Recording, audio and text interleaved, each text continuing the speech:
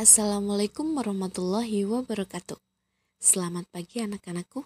Bagaimana kabar kalian hari ini? Semoga dalam keadaan sehat ya. Hari ini kita akan belajar tema 4, subtema 1, pembelajaran 2. Ada dua muatan pelajaran yaitu PPKN dan SPDP. Kompetensi dasar PPKN 3.3 menelaah keberagaman sosial, budaya, dan ekonomi masyarakat. 4.3 mengampanyekan manfaat keanekaragaman sosial, budaya, dan ekonomi. Kompetensi dasar SPDP 3.1 memahami reklame. 4.1 membuat reklame. Tahukah kamu bahwa batik Indonesia sudah mendunia? Ini membuktikan bahwa produk Indonesia juga mampu bersaing di era globalisasi. Sebagai warga negara Indonesia, aku sangat bangga dengan hal tersebut. Ayo kita cari tahu lebih lanjut tentang bagaimana produk batik bisa mendunia. Hani anak seorang pengrajin batik. Ayahnya seorang pengusaha kain batik. Dahulu usaha ayah Hani kecil. Ayah Hani terus berusaha mengembangkan usahanya sehingga kain batiknya bisa terjual sampai ke luar negeri. Ayah Hani menggunakan reklame untuk mempromosikan produk batiknya. Berikut adalah gambar reklame milik ayah Hani. Tahukah kalian, reklame adalah suatu media yang terdiri dari tulisan dan gambar untuk menyampaikan informasi. Ada tujuan reklame, yaitu untuk sekedar menyampaikan informasi, untuk menarik perhatian masyarakat, mengenalkan suatu produk kepada khalayak umum, mempengaruhi masyarakat untuk membeli suatu produk, membangun kesan baik masyarakat terhadap suatu produk. Nah, berikut jenis-jenis reklame. Yang pertama yaitu ada iklan. Selanjutnya yang kedua ada spanduk. Yang ketiga ada embalase. Yang keempat ada brosur. Yang kelima ada poster. Yang keenam ada baliho. Yang ketujuh ada billboard. Yang kedelapan ada banner. Dan yang kesembilan ada leaflet. Selanjutnya ada kalender. Tahukah kalian ciri-ciri reklame yang baik? Yaitu 1. Informasi jelas dan mudah untuk dimengerti. 2. Memuat informasi yang benar. 3. Mampu menarik perhatian orang. 4. Mudah diingat. Nah, reklame itu ada yang bersifat komersial dan non-komersial. Komersial digunakan oleh pedagang untuk menawarkan barang atau produknya. Sedangkan non-komersial digunakan untuk mengajak masyarakat untuk melakukan suatu hal, misalkan hidup bersih, hemat energi, dan lain-lain. Anak-anakku, tahukah kalian reklame itu haruslah menarik?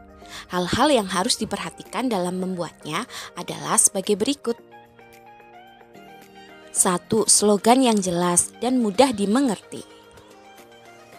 Yang kedua, bahasa baik dan menarik dengan ukuran huruf yang sesuai. Yang ketiga, ilustrasi menarik dan mudah diingat. Selanjutnya yang keempat, tata letak gambar dan tulisan baik. Nah, sekarang tugas kalian amati di sekitarmu. Tulislah reklame yang pernah kamu temui. Berilah pendapatmu, apakah reklame tersebut sudah dikatakan baik? Jawabannya ditulis di tabel seperti berikut ya.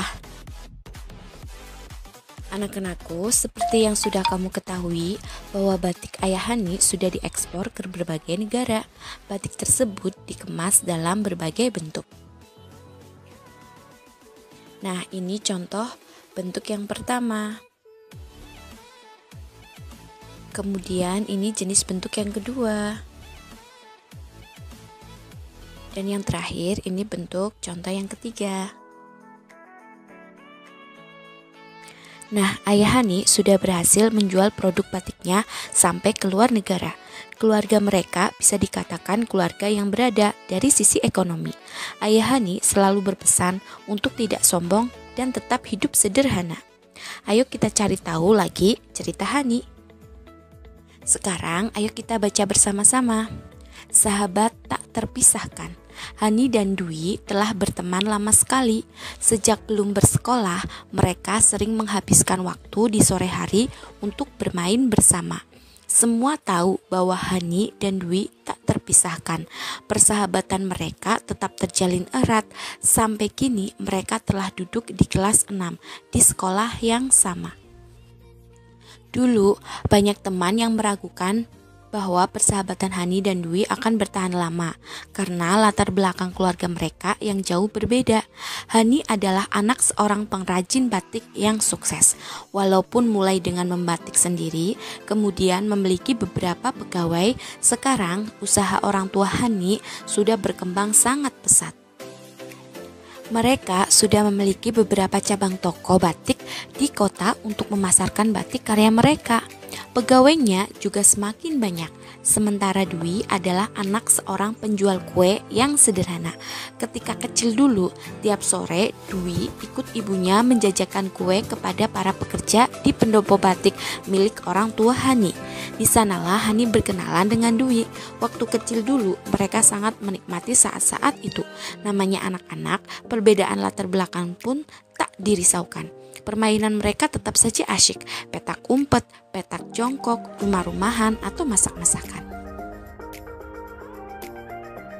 Tetapi yang membuat persahabatan mereka bertahan lama adalah sikap Hani dan Dwi yang saling menghargai satu sama lain.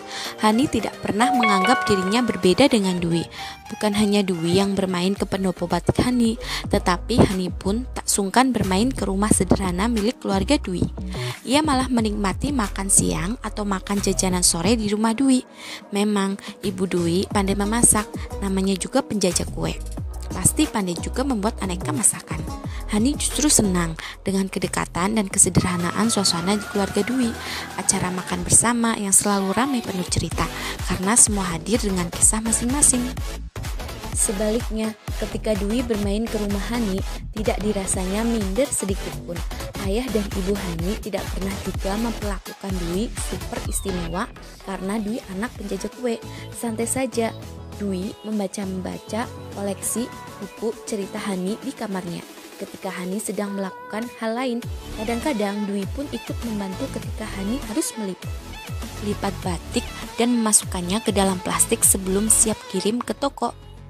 Dwi kagum dengan Hani dan keluarganya. Walaupun punya banyak pegawai, Hani dan saudara-saudaranya tetap terlibat untuk membantu usaha orang tuanya, membantu sesuai usia dan kemampuan. Terlihat bahwa mereka meraih sukses memang karena kerja keras. Begitulah sahabat, tidak ada kata-kata yang perlu diucapkan untuk menyatakan sayang pada sahabat. Hanya diperlukan sikap yang tulus, tak pandang perbedaan, saling menghargai dan saling belajar. Rasa sayang yang tulus pada sahabat akan membentuk pertemanan yang indah dan tak terpisahkan. Baik anak-anakku, setelah kalian membaca cerita tadi, sekarang jawab pertanyaan berikut ya. Pertanyaan yang pertama, apa perbedaan yang terlihat antara Hani dan Dwi? Yang kedua, bagaimana Hani bersikap terhadap Dwi? Yang ketiga, bagaimana sikap keluarga Hani kepada Dwi? Keempat, bagaimana Dwi bersikap terhadap Hani? Yang kelima, bagaimana sikap keluarga Dwi terhadap Hani? Yang keenam, apa yang bisa kita contoh dari Hani? Dan yang ketujuh, apa yang bisa kita contoh dari Dwi? Hani dan Dwi berbeda latar belakang ekonomi keluarga. Namun demikian mereka tetap berteman baik. Hani tetap menghargai Dwi dan tidak bersikap sombong. Hani belajar kesederhanaan dari Dwi. Dwi menghargai Hani dan tidak malu berteman dengannya. Dwi belajar sikap tidak sombong dari Hani. Nah, sekarang bagaimana dengan kamu? Apakah kamu juga merasakan keberagaman ekonomi? Contohlah Dwi dan Hani. Dwi tidak malu dengan kondisi keluarganya dan Hani tidak sombong. Mereka menghargai keberagaman yang ada. Banyak yang bisa kita contoh dari keluarga Hani. Di era globalisasi ini, jika kita mempunyai kemampuan, keterampilan, dan sikap kerja keras, kita bisa mencapai kesuksesan. Namun, kita tetap harus rendah hati, menghargai orang lain, dan hidup sederhana. Baik anak-anakku, untuk pembelajaran kali ini sampai di sini dulu ya. Semoga kalian paham. Wassalamualaikum warahmatullahi wabarakatuh.